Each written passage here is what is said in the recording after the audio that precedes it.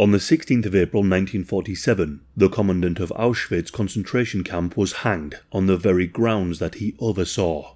Rudolf Höss was personally selected to carry out the final solution to the Jewish question and was responsible for the deaths of over 1.1 million people. In today's video, we will cover the life of Rudolf Höss, his time as the commandant of Auschwitz, and his fitting execution.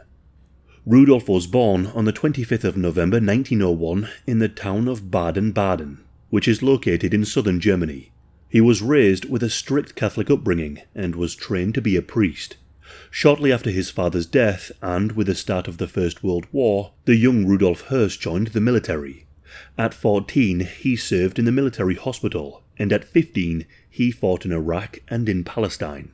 At only 17, he was promoted to the rank of sergeant, the youngest person to hold the rank in the entire army. When news arrived of Germany's surrender, Höss and others made their own way back home rather than being captured as prisoners of war. Höss believed, like so many others, that German Jews had split loyalty with communism and had stabbed Germany in the back. He believed that it was their fault for its defeat. After World War I, Höss joined one of the many Freikorps groups. These were paramilitary groups that were forming around Germany at the time. They were made up of former soldiers who would use extreme violence to crush socialist and communist uprisings, often motivated by nationalism and racism against the Eastern European hordes that they fought against. After hearing a speech by Adolf Hitler in 1922, Höss joined the Nazi Party. Whilst he claimed to have no individual issues with Jews himself, he was a firm believer in the anti-Semitic conspiracy theories that an international cabal of Jews controlled the world. He believed that National Socialism was the only way to abolish this Jewish control. In May of 1923, Höss was involved in the beating to death of a schoolteacher named Walter Kardau. He was a member of the Nazi-aligned German Völkisch Freedom Party, but he was suspected of betraying a fellow German nationalist, which led to their arrest and execution. And so Höss, along with others, beat him to death. It was reported that Höss was the ringleader in the savage beating. In March of 1924, Höss was sentenced to 10 years for the murder and was sent to Brandenburg prison. In July of 1928, Höss was released. Following his release, he joined the Nazi-affiliated Ataman League, a pro-agrarian movement that idolized country living and promoted the belief that Jews were poisoning the very soil of Germany. It was during this time that Höss met Hedwig Hensel, whom he married in August of 1929 and would go on to have 5 children during their marriage. In 1933, Höss applied to join the SS. This was Hitler's personal bodyguard and was an ever-growing power within the Nazi Reich. The head of the SS was Heinrich Himmler, who was also a member of the Ataman League. He recognized Höss, and he even assisted him in his meteoric rise throughout the organization. Höss was assigned to the Death's Head unit of the SS, responsible for overseeing the Nazi concentration camps. In 1934, he was stationed at the Dachau concentration camp as a block leader. This role saw Höss in command of a prisoner barrack that had hundreds of prisoners inside. He organized their rations, their work detail, and ensured their attendance. He would carry out and oversee punishments, such as floggings. It was at Dachau that Höss developed his detached hardness. The men of the SS were to be the ones to carry out the hardest tasks that were thought necessary to save Germany. Sympathy was to be abandoned, as Höss became the ideal SS officer. The Dachau camp was initially built to house political prisoners such as communists and social democrats, but it was soon expanded to include a large work camp and house homosexuals, Jehovah's Witnesses, and Jews.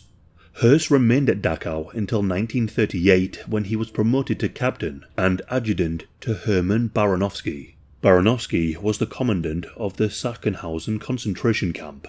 It was here where Höss oversaw the executions by firing squad, often personally delivering the final pistol shot to the condemned.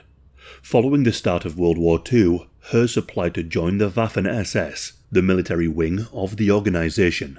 The following year, Höss was appointed to the role for which he would gain his infamy, commandant of the Auschwitz concentration camp. Höss was tasked with locating a subtle location for and setting up a camp in occupied Poland. This was initially designed to deal with captured Polish prisoners. He settled on an old army barracks near the town of Auschwitz. By June of 1940, the first prisoners arrived. Höss was tasked with creating a camp for the transition or temporary holding of prisoners. Although Höss wanted to use his experience that he gained at Dachau, and he recognized that he could make the camps even more efficient. And so, he oversaw the expansion of the Auschwitz camp. 3 main camps were built, with Auschwitz I being the administrative hub of the camp. Auschwitz II-Birkenau was the extermination camp, infamous for its gas chambers and crematoria. Auschwitz III-Monowitz was the forced labour camp used by the German chemical company IG Farben in the production of synthetic oil and rubber. It was the largest concentration camp and death camp used by the Nazis to carry out the Holocaust. In June of 1941, Höss was recalled to Berlin to meet with Himmler. He was told that Hitler had given the orders for the final solution to the Jewish question, and that Auschwitz would play a major role in the extermination of Europe's Jewish population. The camp was chosen due to its relative isolated location whilst being accessible by rail. Höss was told that the matter was for the utmost secrecy. He was told that further direction would be coming from Adolf Eichmann, often dubbed as the architect of the Holocaust. It was Adolf Eichmann who advised the use of gas as the form of execution. All manner of gases were tested to find the most efficient method of mass killing. Zyklon B was selected as, according to Höss, it would only take between 3 and 15 minutes for the gas to kill. He would state that you knew all the prisoners were dead as the screaming stopped. Initially, the gas chambers were small and hidden from view in the forests, but as more and more prisoners were sent, the gas chambers grew to accommodate. Rather than use force, Höss employed deception to ensure the prisoners entered the gas chambers willingly. They were disguised as showers, complete with directions and signs written in multiple languages. The prisoners were told that they were going for a wash and delousing, often having no reason to believe what grim fate awaited them. Guards were instructed to kill with kindness, lulling the prisoners into a false sense of security with humour and smiles. Höss was not merely following orders in creating Auschwitz. Rather, he sought to make an efficient extermination centre and innovated disturbing ways to achieve the Nazis' goals. Höss would later remark that the difficulty was not in the killing, but rather the disposal of the dead bodies. Höss, by his own account, was pleased that the murders were done by gas, as, quote, "I must admit that the gassing process had a calming effect on me. I always had a horror of the shootings, thinking of the number of people, the women and children. I was relieved that we were spared these bloodbaths." But not all prisoners were killed in this manner. Höss oversaw the punishment and execution of prisoners who broke the rules. In the infamous Block 11, otherwise known as the Death Block, Höss set up rows of standing cells, barely big enough for a person to fit. If prisoners attempted to escape, Höss would have 10 random prisoners starved to death in these cells. Despite overseeing the most infamous site of mass murder, Höss reportedly never engaged in the personal murder of prisoners. Those prisoners who encountered him recall him being calm, collected, and almost detached. They never saw him strike a prisoner, let alone kill any himself. Höss, along with his family, moved into the camp, living in a well-maintained villa. The family lived an idyllic life, with a swimming pool in the backyard and a maid to help the running of the house. Picnics, horse riding, and bike rides were all enjoyed by the family, whilst nearby thousands suffered and were horrifically killed. In 1943, Höss was removed from Auschwitz and sent to head up Office D of the SS Economic and Administrative Office, which oversaw the Holocaust. The reason for this is understood to be Höss's non-consensual relationship with a prisoner by the name of Eleanor. This had begun in May of 1942 and was ended when Eleanor fell pregnant with Höss's child in 1943. She was imprisoned in the standing cells to be starved to death, threatened with gassing. She was spared from death by the investigation into Höss's corruption, but she was forced to have an abortion. Eleanor was able to survive the war and would go on to give evidence of Höss's crimes at his trial. Höss would return to Auschwitz in May of 1944 to oversee Operation Höss. Around 430,000 Jews from Hungary were sent to the camp. As many as 10,000 men, women and children were killed each day between May and June. Such was the scale of the killings, the gas chambers and crematoria were used to capacity. In order to massacre the massive number of people, large open pits were dug. The prisoners were shot by the SS guards, thrown into the pit and set alight.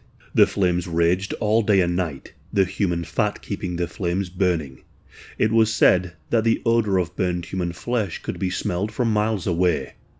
Only 10% of those sent to Auschwitz under Operation Höss were selected for forced labour. The vast majority were murdered over the course of only 56 days. Almost 400,000 men, women and children were murdered. After Hitler took his own life in 1945, Höss reported to Himmler as he set up a provisional government in Flensburg. Höss was advised by Himmler to evade capture by hiding as a member of the regular German military. He managed to avoid arrest and even worked for some time as a gardener. He remained in contact with his wife and children, who were well aware as to the fates of the Goebbels family. Joseph Goebbels was the Minister for Propaganda. He and his wife took their own lives in Hitler's bunker in the closing days of the war, but not before murdering their own children. Höss and his wife considered taking their own lives and those of their children, as they were fearful of what might happen if the Russians got their hands on them. But ultimately, the couple decided against this, but Höss would later state that he regretted not killing his children as to spare them the pain of the world after the Third Reich fell.